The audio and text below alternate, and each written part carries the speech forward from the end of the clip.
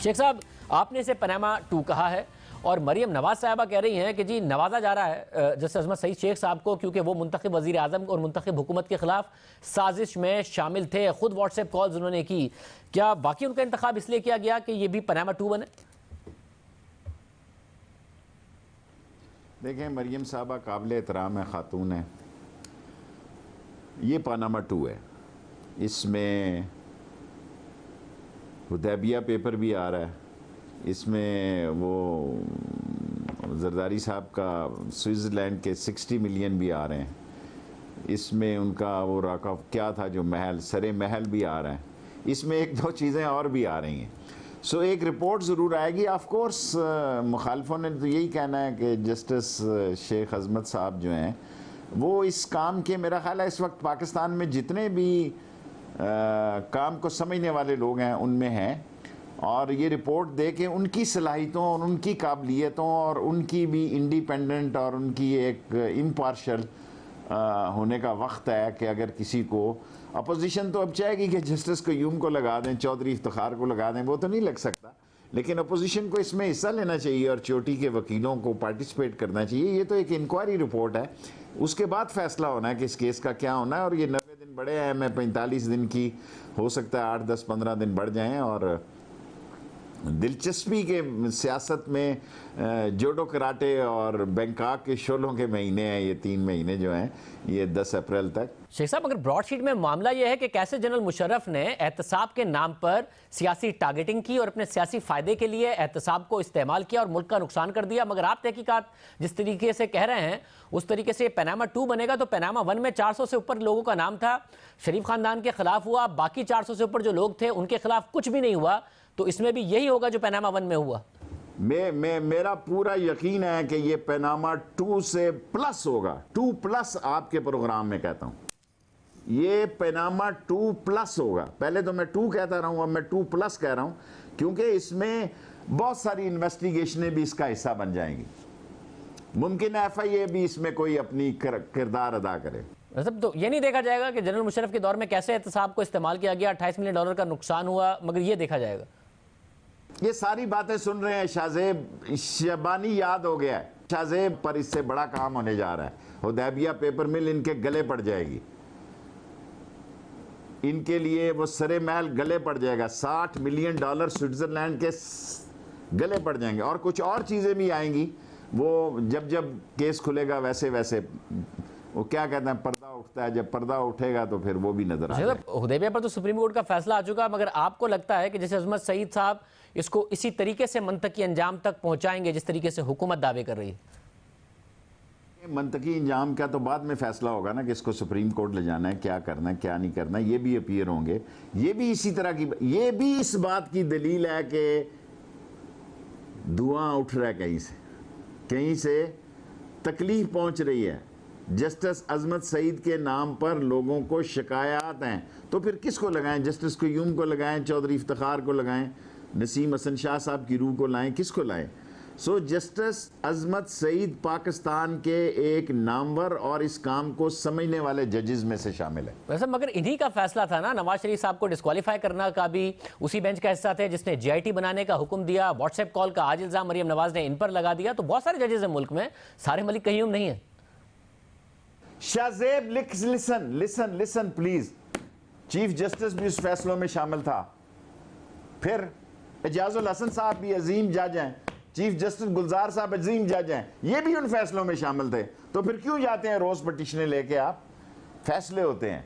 अब आप उस वक्त के, ये पिछले मैं 12 दिन से देख रहा हूं, ये 15 दिन से आप ये लगे हुए हैं, फिर चीफ जस्टिस साहब गुलजार साहब के बारे में भी कहो ना।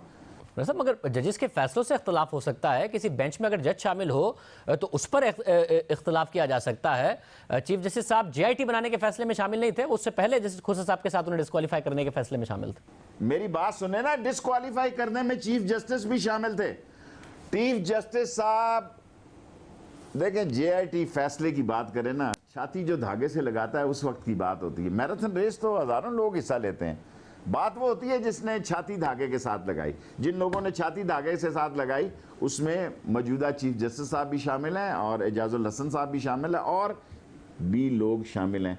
फिर आप सबके खिलाफ अलमे बगावत बुलंद करेंगे तो किधर जाएंगे? फिर इस मुल्क के निज़ाम के साथ क्या होगा? दरअसल फिर आप मगर इसको निज़ाम दीन लोहार का निज़ाम बना देंगे। नहीं, मगर शेख साहब इसी मुल्क के निज़ाम में आला अदलिया के जजेस ही एहतसाब को सियासी इंजीनियरिंग और सियासी टारगेटिंग कह रहे हैं। तो हुकूमत जब पहले इतनी पुरएतमाद है कि जैसे अजमत सईद शेख साहब ने क्या करना है और उस तहकीकात में क्या क्या होना है, तो क्या मजीद सियासी टारगेटिंग और सियासी इंजीनियरिंग का इल्ज़ाम नहीं लगेगा? देखें, नहीं लगती। देखें, ये लोगों को कैमरे के ज़रिए मौका मिलेगा और ख़ुद जस्टिस अजमत सईद अपने अमल से ये साबित करेंगे कि ये इम्पार्शल हैं, इंडिपेंडेंट हैं और क्लियर हैं और बिल्कुल वाज़े हैं। सारे लाइव सारे काम होंगे। आजकल तो कैमरा है, ये हर जगह चले जाना चाहिए, क्या फ़र्क पड़ता है? इमरान खान तो कहता है कि जो फॉरेन फंडिंग है उसको भी लाइव कर दो। अब ना करें वो तो वो उसमें तो इमरान खान का कोई कसूर नहीं। मगर शेख साहब, मरियम साहिबा ने कहा कि अजमत सईद शेख साहब खुद ही पीछे हट जाएं, वरना हम वो सारी बातें सामने लाएंगे कि कैसे ज़ाती तौर पर कॉलें की, अफसरान को धमकियाँ। आपको लगता है कि ये मामला और ख़राब ही होगा? ज़ाहिर एक मोअज़्ज़ज़ जज हैं, उनके हवाले से बातें होंगी। देखें, मरियम साहबा से गुजारिश ही कर सकता हूँ ना, खातून है, एक एहतराम का तल्लक है, अच्छी बात है, इखलाकी बात।